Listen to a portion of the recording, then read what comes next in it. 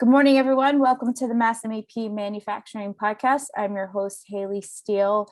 And today we're going to talk a little bit about cybersecurity. Well, it's not really a little bit. It's actually probably going to be a lot. We actually have a two-prong approach with this one. We're going to give you a little bit of information about cybersecurity.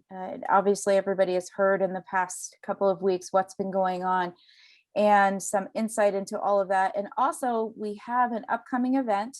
So next Wednesday, we will be having a webinar with our guests today. So the same group of people will be with us next Wednesday, but you'll actually get to see their faces next week when you show up.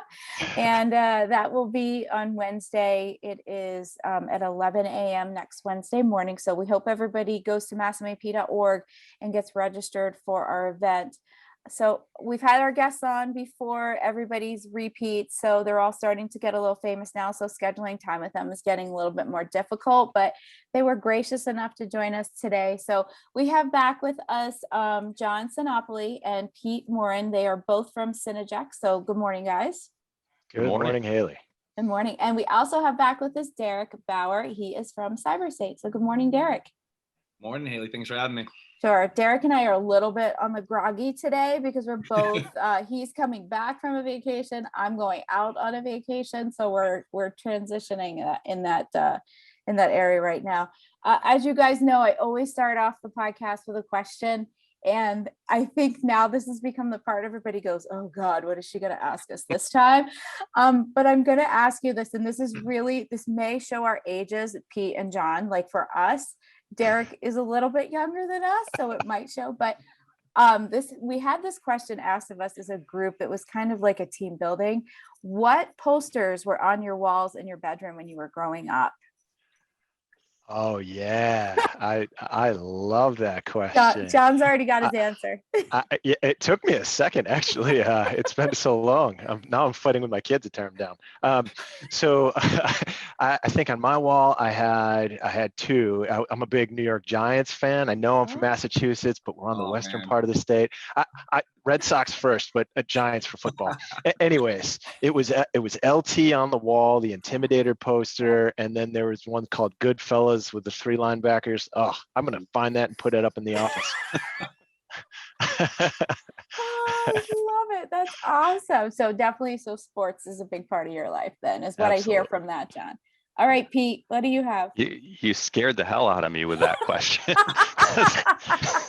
It brought back memories and they shot right in. Sadly, I'll have to admit, I think there was a WWF poster on the wall. Yeah. I can't tell you who was on that poster, but I see that poster just on the wall there.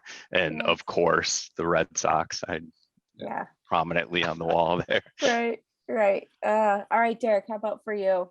So it's pretty on par with the sports. I mean, obviously, I was about 6 years old when Tom Brady started his reign in New England. So I had a Brady poster, and I had Manny Ramirez's home run in the playoffs when he put his hands up and the whole crowd stand up behind him. It was baseball and football, pretty similar.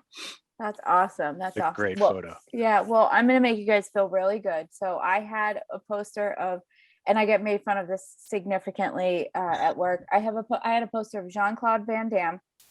Oh yeah. On my wall. I did. I was also a huge Dominique Wilkins fan.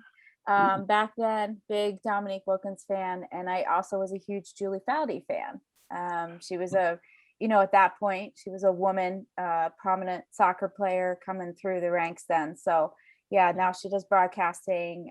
She actually sometimes is in my hometown where I live right outside of the Little League World Series, where I grew up. So yeah, I haven't met her yet, but yeah, that was mine. So that should make you feel so much better about yourself. That's quite the mix, Haley. That's quite the mix. I know. A lot of diversity in the room. Right. I know. My husband is still with me after all these years. So I know it's crazy. So back to, what we're here for and kind of when we do a podcast like this, it's really for us to get a way to get some messages out to the audience and say, hey, listen, we're doing this event, this webinar is coming up. We really think that you would benefit from it. And so that's why we have you guys come in. It's like our teaser, as to what's happening. So we have had some things that have gone on in the news, with the pipeline being hacked, I guess. Is that the right term? Is that what you would call it? Is that really what happened with it? Yeah, that's the right term to use. Yeah. Do you want us to go into some kind of summary of the hack that took place? Yeah, kind of give us an idea. Like, I think, because we get a lot of questions on our side where people go, well, okay, that's a pipeline, like that's different from us, but is it really? Yeah, that was such an interesting one, right? Obviously, well-funded organization, right? You'd like to imagine that there were some cyber defenses in place, but regardless, I think I read recently, I think they ended up paying the ransom, if I'm not mistaken. Word has it, it was about $5 million. Yeah, that's what was reported, and unknown on whether it was truly the 5 million and if they truly got all their data back by just paying the ransom.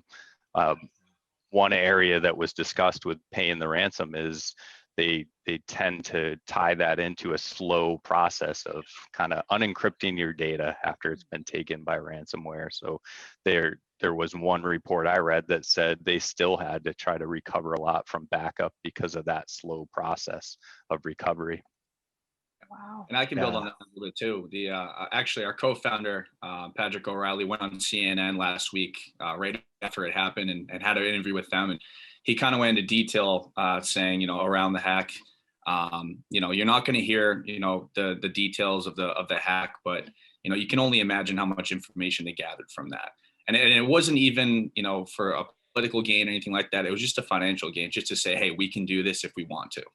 So, as John mentioned, it's a huge company, well known, and it can happen to anyone. I mean, we work with a handful of companies, and we've spoken with plenty of companies that are that size, if not a little bit bigger than them, that have little to no cyber program, really running. They're running out of manual spreadsheets, which, runs all the way down the list to smaller businesses too. But, it can really happen to anyone, and, people are going to have to start making the right changes.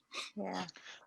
as I was reading about this, I think the point, I think understanding sort of the attacker in this situation is super interesting, right? Yeah. They have a website. They're a commercial.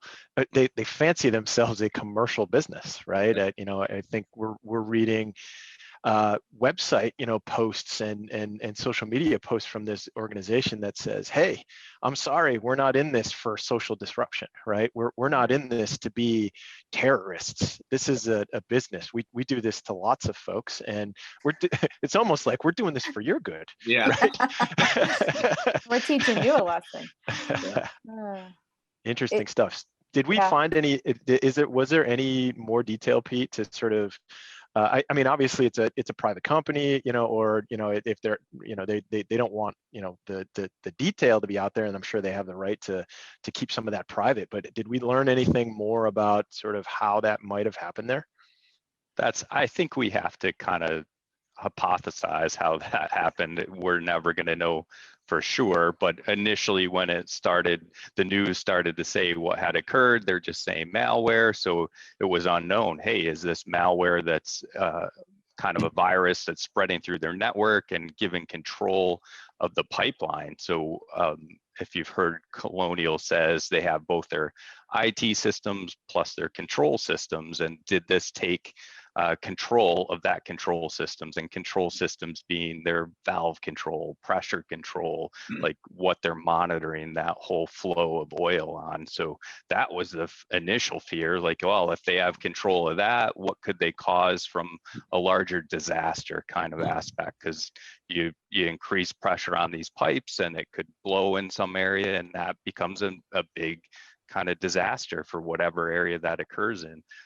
So I think it eased that concern once we knew, okay, it's just their IT systems. So it was that ransomware type attack of the IT systems. They encrypt the data, but the stuff we don't know is how did they initiate that ransomware attack? That was they had to have a lot of control over that network just to spread that ransomware throughout that network. Admin type level controls, so that it could hit that data in a way that would to really affect that company and be willing to step up and pay such a large ransom. Yeah. Almost feels to me like, in some of the screenshots that were shared in the news, that this is a, sort of a general kind of a ransomware attack that could happen, to Derek's point, a company of any size. Yeah. Right. And this was kind of a jackpot situation, right? Where, we got a good one. And this one's going to be worth some money. Well, I think that's the thing too. We always kind of wonder, like, how do they know? Is it really just kind of a catch and release, like where they're fishing somebody in and they can kind of see and scan over what they have and now what they know to then go and expose in further? Like, how do they find that? Yeah, that's right. I think once an attacker like this has access, right, they have some transparency to whatever, let's say it was user initiated. If that user has access to, the HR folder, the accounting folder, right, the pipeline, sales metrics, there's a lot of data there. And actually, you can read about this, right? If you Google a little bit about this organization's called DarkSide. They're actually, I believe, from Russia. They will kind of tell you, this is what we do. We get in, we're going to show you exactly, just to prove that we're in there. We're going to show you what we have access to, and we're going to analyze this data really quickly, and we're going to assign a value to it because we know a lot about you right now, right? And hey, this data is worth. You can afford 15 million, so it's going to cost you $15 million to get this back, and then we're going to start the negotiation from there, right? It's pretty incredible stuff, scary stuff. Yeah, and I think that's why we get a lot of the questions, and that's a perfect way that you're saying it, John, is that a lot of our clients then go, well, we don't maybe have that kind of value, so are they really going to come back? And is anybody safe from this, or is this something that, and you guys say it is everybody, but how can we really get them to understand it really can be you as well? And that's, we're seeing organizations that have come to us for help that got hit with ransomware that started out in the hundreds of thousands of dollars of ransom, that exactly that. They said, well, we're not worth that kind of money, and still having to negotiate that down into like the tens of thousands of dollars. But these are small companies that, they have to weigh that. Is my data worth even a few $1,000s to recover, or do I start over? The audience is probably like, my gosh, haven't we discussed this before? And we have, and we have talked about this, but I think until something takes like a national spotlight in the way that it did with this, people don't really get it. And I think of the relevancy of trying to put it back into their terms and understanding it. And that's why, we do the webinar and why we do the podcasts. And this was obviously fun for us. Well, I wouldn't say that it was fun, but it was good. A great way for us to actually use a real life out in the public. Everybody saw what was going on. People were severely affected by it. I mean, obviously we've all seen the memes where people are at the gas station pumping gas into a hamper that has holes on the side, or like paper bags. And you're like, okay, really? It's not that bad yet, but it could get to that point. But if you break that down and you put yourself as a small manufacturer or medium-sized manufacturer, put yourself in those shoes. You're going to be that person that is putting the gas in the paper bag, right? You're literally going to be scraping up those pieces to try to build yourself back up. And that's what we kind of want to hit on. What are we going to talk about in this webinar? That is it going to be any different? Is it going to be a lot of the same? Are we going to be repeating things? What is the perspective on where we're going to head with our webinar next week? Go ahead, Derek. No, you first. I was just going to add in, another thing too that to mention is, the executive order that's going to be coming along too, where, there's going to be more regulations on this stuff. Right. And it's something that, in the future, many, if not everyone, is going to have to do it. Or it could be detrimental to your business. They could put you out of business. It's that serious. It'd be that much of a financial impact. And, this is something that's going to be coming along. I know we try to repeat this on our webinars, but it's coming, and it's going to be something that, people need to get ahead of the gun here and make sure that they're ready for any sort of potential threat to their business. Yeah, compliance is painful, especially when it's, new, right? But I mean, you got to think about it this way. Pete and I, we've been in IT work for some time, right? And even working for a large company in an internal side, but it's always, some sort of convincing of someone, what's important. It's kind of like talking about insurance, right? Yeah. Nobody loves to cut a check for their car insurance or their home insurance, right? Until something happens, Yeah. right? Yeah. And you can take preventative measures to reduce risk, but if something like that were to happen, then obviously there'd be an impact. And this in cybersecurity, we think about this, it's in some ways similar, but it's going to happen, right? There's no will there ever be a small fire in the house? Somebody's gonna target your house. Somebody's gonna target your business. It's coming, right? It's already happened, likely. And there's probably some pieces of information that are out there that are accessible to folks on the internet, and it's just a matter of time before they get a couple more puzzle pieces and really try to do something.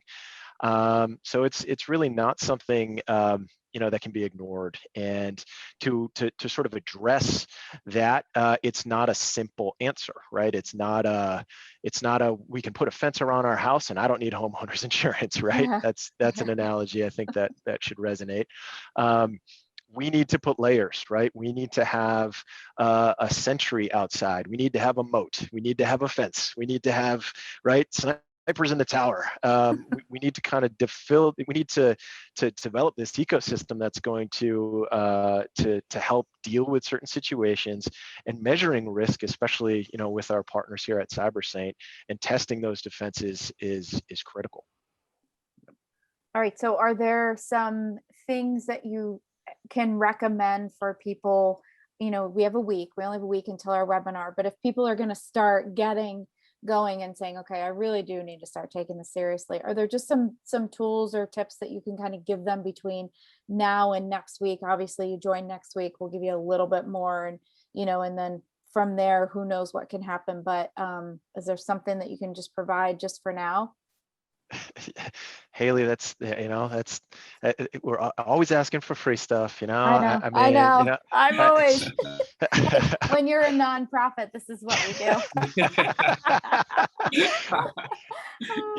Of course, I think any step you're taking towards some of these things, right? Some simple IT approaches, like educating yourself about things like multi-factor authentication is really powerful.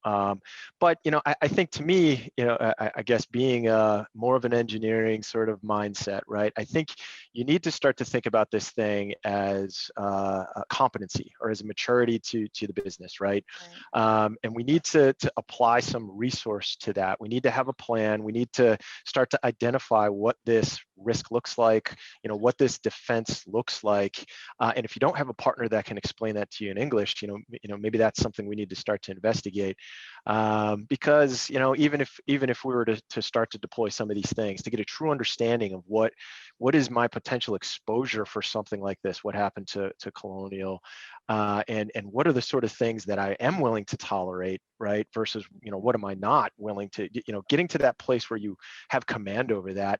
It's a bigger process, right? It's not something that we can just we can kind of just recommend for free. But if I was going to say anything, and if we wanted to take a baby step, maybe educating yourself on some of those processes or tools, it'd be a good start.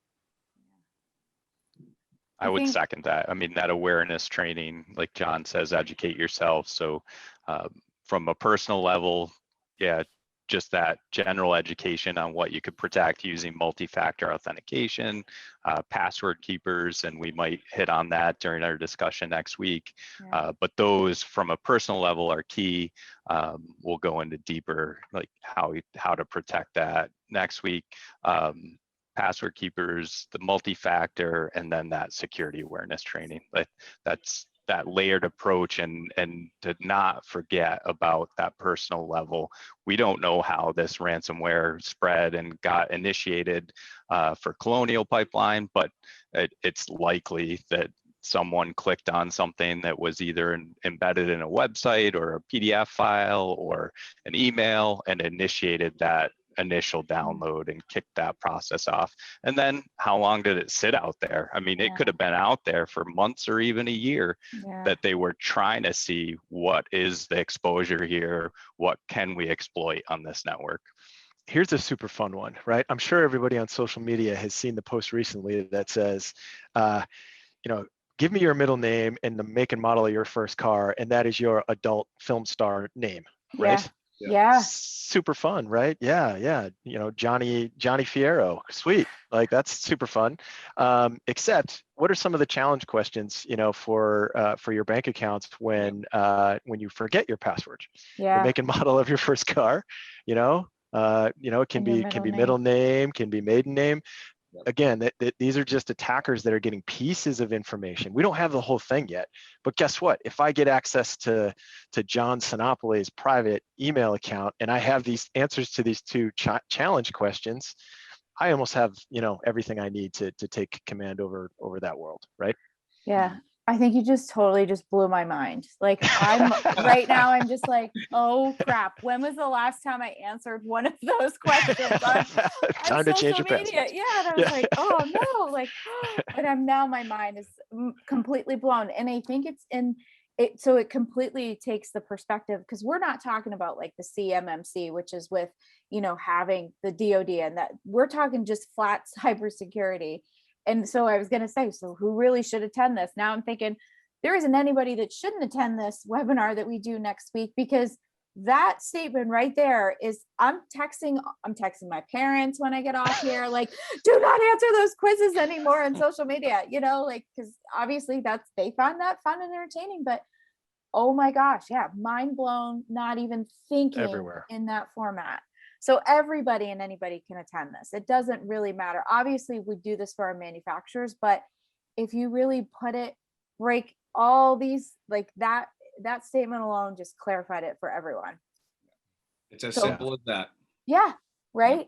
It doesn't matter. Like, you really should attend and be a part of this training. And if anybody, from within, so if you are in a business, is there specific positions, or would you really just say anybody that really can absorb the information and can send it back out really should be a part of it?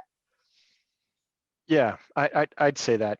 We really try hard to take really complex topics like this, make them English.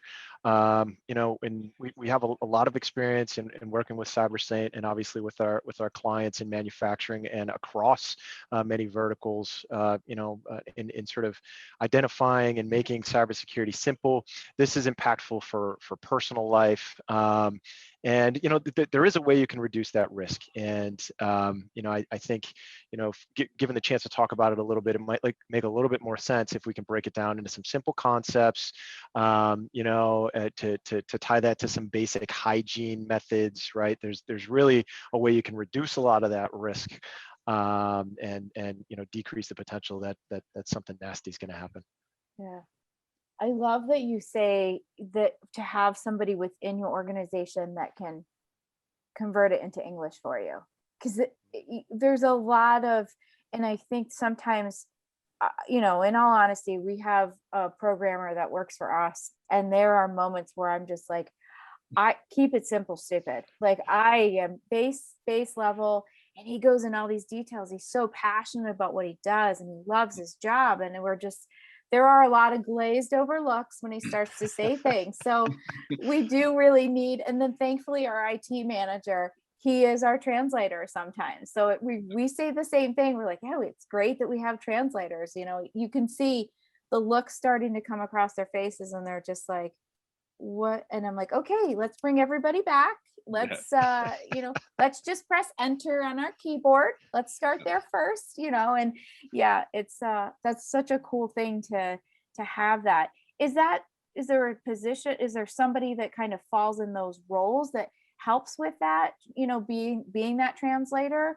Or is that just something that as you're in that role, you have to kind of remember to, break it down so that everybody within the leadership group that needs to understand it can understand it? Yeah, so I can build off that a little bit too. you kind of hit it on the head there. I think the biggest thing to understand, and that's why, we're having this conversation here with all of us and CyberSaint and Synagex, we're going to simplify that whole process for you. A lot of people that we've worked with have very small teams. Even if they have bigger teams, they may not have an IT presence over there. We're going to simplify that whole language for you. So there's really not going to be a whole stressful part of not understanding what's being said.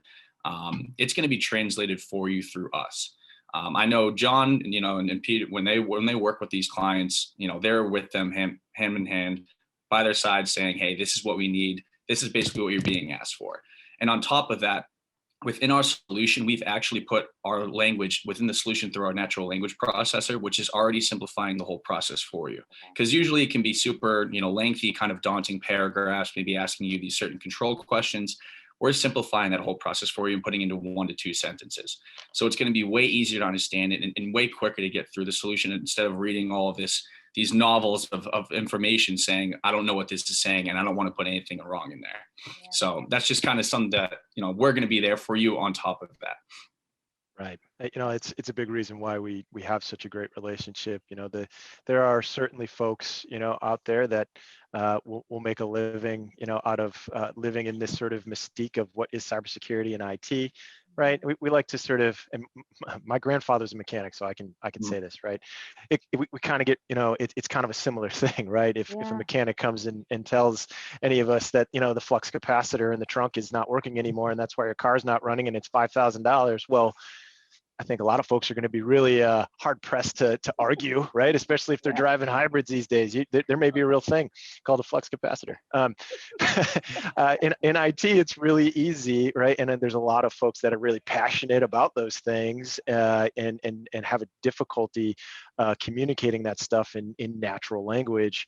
So that's a big thing CyberSaint and Synagex focus on, right? In sort of taking that passion, applying it where it's applicable, but obviously, having it make sense for individuals, businesses, that's a critical, piece of the recipe there. Yeah. So you guys are you're like the cybersecurity whisperers. Is that what you're telling me right now? That's what I'm hearing. That was your brand, I'm going to put it on a t-shirt. I like it. I know, right? Yes, there we go. We always have a great, I always love being able to give John the opportunity to say flux capacitor, because that's a good go-to. And certain people, if they've never seen Back to the Future, then one, I'm sorry for you that you haven't seen it, because you really should watch it. It's very entertaining. Great movie. Very great movie. It is. It's a classic. It spans across time. But yeah, the flux capacitor. When you watch it, you'll understand. You'll go, oh, that's a flux capacitor. Yeah, absolutely, absolutely. Are there any other things you feel kind of like right now that we're going to dig into that maybe we haven't, talked about yet? Like I say to them all the time, don't give them the farm, just give them a little bit.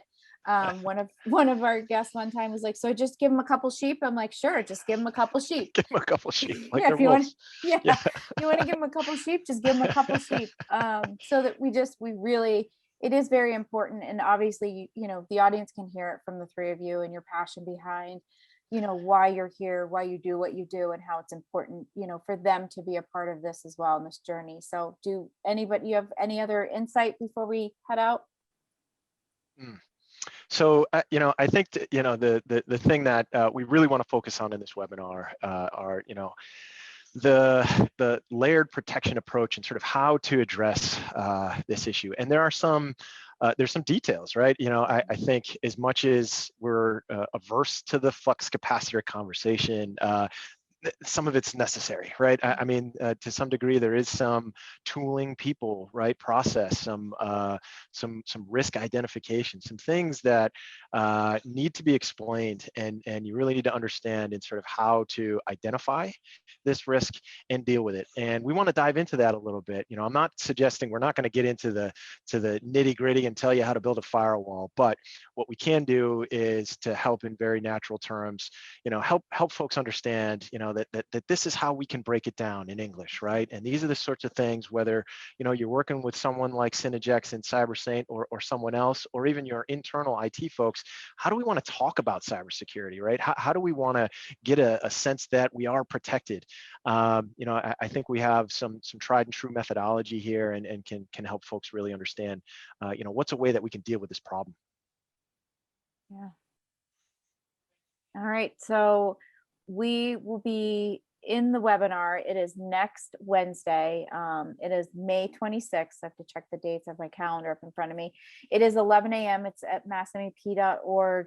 We want everybody to go out and register for the webinar. And again, just to, clarify, this is, I think originally we had scheduled, we were going to talk a little bit more about CMMC, but thanks to, this Colonial, we appreciate that little nudge for us to kind of go back and revisit the, the cybersecurity and how important it is. I think I have a lot of mind blowing days sometimes. And I think another one of mine was, we talked about controls and what controls were, and somebody said, yeah, like a lock on your door is a control. Like that's considered a control. Okay. Yeah. I got it. So just those small things, like it really does break it down. And that's, you guys talking about this and teaching and educating. And obviously we have a lot of programs where we work with, both of you, Synagex and CyberSaint, they're third parties with us. So we have a lot of the funding options as well. We can help you get that side of it, whether it's through a general grant or an express grant. Depending on what works best and what platform you're looking at, getting into, how long of a process you need to take this, and also size wise. So the Express program is going to change. We currently have the Small Business Direct Access program that we've never really touched with when it came to either one of you guys, when it came to CyberSaint or Synagex. And that was because it was for companies who are under 100 employees, and we had specific trainings that we could offer to them. Well, this is going to make a huge shift for us, because what's going to happen with this Express program is it's now going to take in companies under 100 employees, and they're going to be able to access, from my understanding of how it's sounding right now, any of our programs that we have available.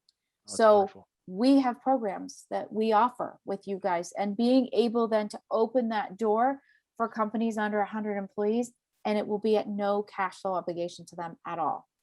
So can we include a Cybersecurity Whisperer t-shirt within that funding? We might have to. That might be the giveaway. That's gonna be our next giveaway. I'm gonna report back to Christy today. Hey, she has she's gonna kill me for telling you guys this, but she has a t-shirt thing that she can actually make these on, and she'll be like, I'm all in, let's make some t-shirts. Wonderful. Yeah, it'll be great. So yeah, you get a free t-shirt. No, I can't say that. Everybody will be like, I signed up. Where's my free t-shirt? Yeah. Just kidding. I'm just kidding. That's for internal. That's our uniform that we will be wearing. How about that? Yeah. We'll make that. That'll be the panel's uniform. They'll all be like, of course, they'll all come on next Wednesday and be looking like, do they have their Cybersecurity Whisperer t-shirt on? I might have to get one. Yeah, I might have to work on it. But yeah, so it really is. The Express program is huge. It's going to open up so many more doors for these companies that are under 100 employees, and that may, there's a lot of them that, they just kind of floated through the last year, and now it gives them, they can move forward and knowing that they have the funds to do that with this Express program. And that's under 100 employees. And then obviously companies that are over 100 employees, it's a 50-50 match. And then we have a general grant, which it's a little bit different. That's 100% coverage, but it's all in how the programs work and work best for them. Before we go, I'm going to ask this question. So we talked about this a little bit before we got started. We are literally within 2 weeks are going to be like everything never was, like pandemic wiped. Does that have any effect? Will that change anything? Do you see any of that having an impact, or did the pandemic, was it just kind of a blip in the cybersecurity world? That's from another movie too, by the way, Blip. Let's see if you can get that one. You guys want to take a shot at that one? Yeah. So, I mean, the way I would go at it is, with everyone working so remote over the duration of the pandemic, people thought there would just only be a spike for that. But I think, just with technology evolving nowadays, it's going to be constant. It's going to keep growing. So the potential is going to keep growing as well. I think that, with everyone returning back into offices, everyone returning to work and actually showing up, that could be, more detrimental to a organization maybe. But, I just think the biggest thing to key in on is the threat's still going to be there, and they're going to find new ways as technology keeps growing. So it's going to be a constant and constantly evolve with the defenses that we put up, but it's going to be consistently growing. Yeah, I agree. If as we sort of transitioned into remote pandemic mode, right, there were transitions, right, technology adjustments made to accommodate that. Thank goodness we had some of that. But anytime there's a transition like that, especially one that's quick, forced, there's risk, right? And so we're seeing some of the fallout from that publicly, right? I think what happens as we transition back, probably a little bit more of the same, right? There's some goodness there where we're using new technologies. We're going to be in the office. I know a lot of us here, we're kind of road warriors, so now we're more enabled. We can do things in and out of the office. We can move around more. Yeah, it's just going to introduce a little bit more risk. It's a new way of working. It's going to fall somewhere in between pandemic, full remote, and full in-house. And sure, there's going to be some new opportunities, new threats. That's normal stuff. I don't think we see anything drastically new, but it'll just be a transition that introduces some opportunity and risk. Yeah. So they're not going to be taking their foot off the gas anytime soon.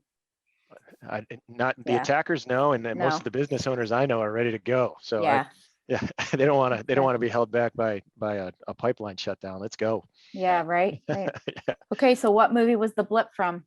I was hoping that one of you guys were going to get it, because I don't. I sure don't. No idea. I'm like disappointed. It's from the Avengers. Infinity War and Endgame. That's right. Don't say you love it. No. Because if you would have loved it, you would have been like, I got the blip. I know what the blip is.